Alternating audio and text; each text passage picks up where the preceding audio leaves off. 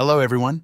In this video, I'll show you how to fix PC shutting down randomly in Windows 11, 10, 8 and 7. So, let's get started. To begin, the first step is to right-click on this PC and select Properties. Here, you'll need to check your system's bit version. If it says 64-bit, remember that. If it says 32-bit, keep that in mind as well.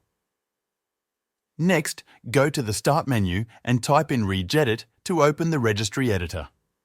Click on the app when it appears. Once in the registry editor, navigate to H-key Local Machine, then select Software. In Software, scroll down to find and select Microsoft. Under Microsoft, search for Windows and select it. Now, right-click on Windows, choose New, and then select Key. You'll need to rename this new folder to Windows Update. After renaming, press Enter. Now, right-click on the new Windows Update folder, select New, and then choose Key again. Rename this second folder to AU and press Enter. In the next step, right-click on AU, select New, and then, based on your system bit version, either 64-bit or 32-bit, choose the corresponding mode. Since my system is 64-bit, I'll choose the 64-bit option.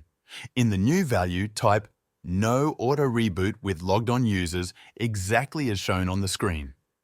Once that's done, press Enter, then right-click on the No Auto Reboot with Logged On Users file and select Modify. Change the value to 1 and click OK.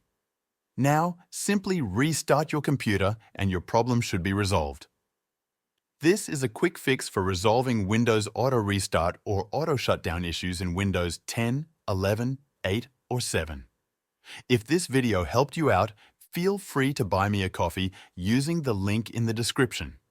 This will support the channel so I can keep making more videos like this.